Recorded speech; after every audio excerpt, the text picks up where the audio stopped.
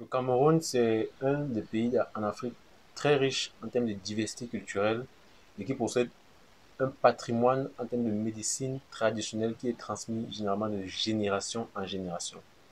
Et plusieurs personnes, plusieurs communautés s'appuient sur les traitements à base de plantes, à base de rituels ancestraux, à base de guérisseurs pour soigner les affections diverses dont ils souffrent. Mais il y a le problème ou alors la possibilité que ces différentes pratiques fassent intégrante de la culture camerounaise et qui pose et qui pourrait poser des problèmes en termes en matière de santé publique, surtout lorsqu'elles vont retarder l'accès aux soins modernes. C'est de cela qu'on va essayer de parler dans cette vidéo. Bonjour à toi, je suis Russell Lussa, spécialiste en santé publique. Et dans cette chaîne YouTube, je partage régulièrement du contenu relatif à l'actualité sanitaire, des concepts liés à la santé publique, à l'épidémiologie et à toutes les disciplines de la santé publique. Je partage aussi mon expérience en santé publique. Donc, si tu es spécialiste en santé publique, si tu travailles dans le domaine de la santé publique ou alors si tu es étudiant et tu souhaites apprendre davantage, je t'invite à t'abonner. Notamment les étudiants, j'ai beaucoup de vidéos que je fais pour partager des concepts, par exemple, comment écrire son protocole de mémoire, comment trouver un bon encadreur, quels sont les pièges à éviter lorsqu'on rédige son mémoire, son protocole de mémoire. Donc, pour les étudiants, il y a beaucoup de contenu là-dessus sur cette chaîne YouTube. Donc, je vous encourage à vous abonner et à activer la cloche de notification pour ne rien manquer à chaque fois qu'on publie une nouvelle vidéo.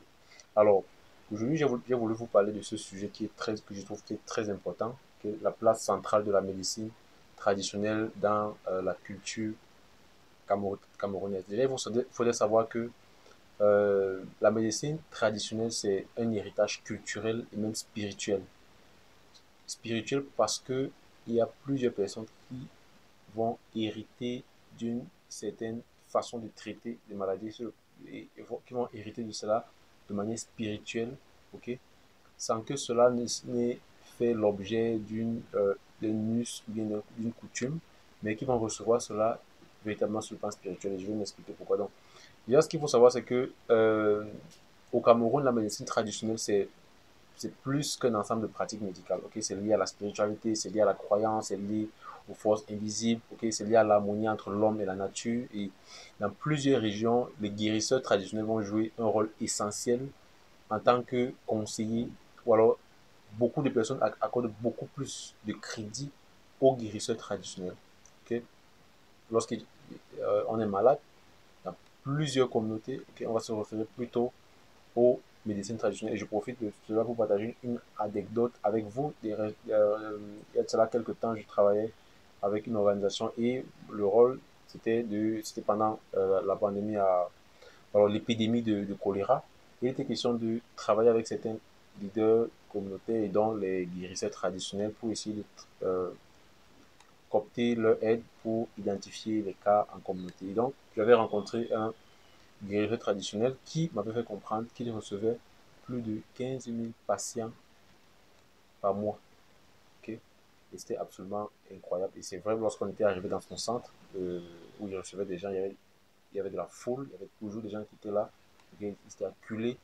Et ça fait comprendre que un guérisseur traditionnel peut recevoir autant de personnes, ou alors plus de personnes comparé à un hôpital, par exemple, un hôpital central ou alors un hôpital régional ou un hôpital de district.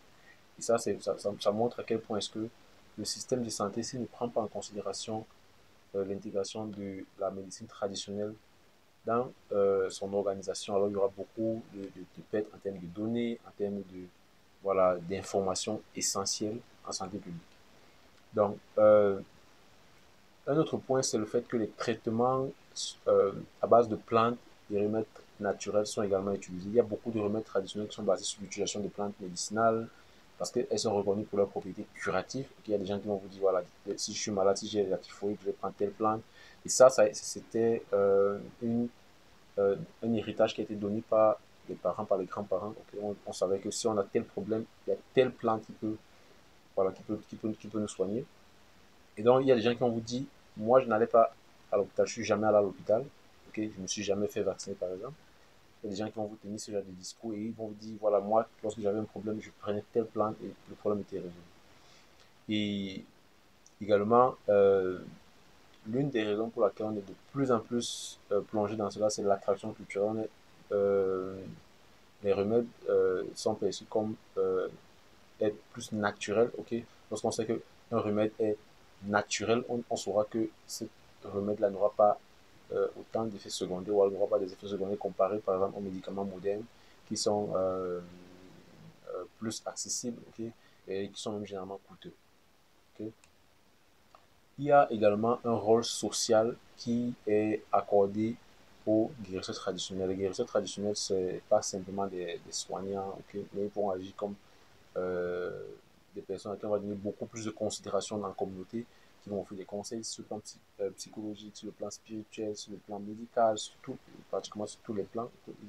Des gens vont prendre leurs conseils en termes de voilà, priorité, ce que ce que le guérisseur traditionnel va communiquer, c'est des choses qui sont absolument vraies, sans forcément essayer voilà, de faire des comparaisons bien relatives. Donc, lorsqu'il y a par exemple des cas de maladie ou alors des cas de malédiction, généralement les gens vont se référer beaucoup plus au niveau des guérisseurs traditionnels pour essayer de soigner ou alors de résoudre ce problème. Alors, maintenant, on va essayer de voir quels peuvent être les défis de la médecine traditionnelle pour la santé publique. C'est vrai qu'on a essayé déjà d'évoquer ça avec l'exemple que je vous ai pris tout à l'heure. Mais le premier défi ici, c'est le retard dans l'accès aux soins modernes. Le fait qu'on puisse avoir, que la médecine traditionnelle puisse être efficace, okay, cela pourrait également poser des problèmes lorsque elles vont retarder l'accès aux traitements modernes nécessaires. Il y a des personnes, par exemple, qui vont arriver à l'hôpital lorsque c'est fait tard parce qu'elles ont pris beaucoup plus de temps à se rendre auprès des guérisseurs traditionnels.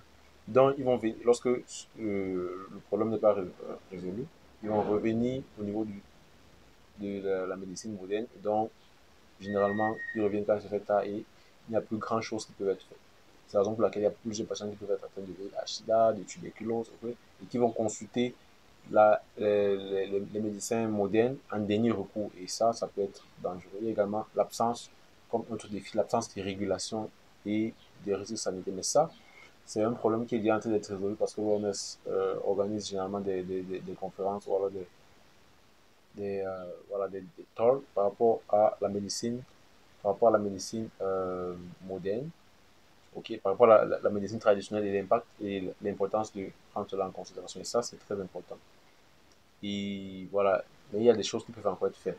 Il faut essayer de tout faire pour éviter de plus en plus ce conflit qui, souvent, euh, est généré lorsqu'on compare la médecine moderne et la médecine traditionnelle. Ça, il faudrait une bonne collaboration entre ces différentes médecines.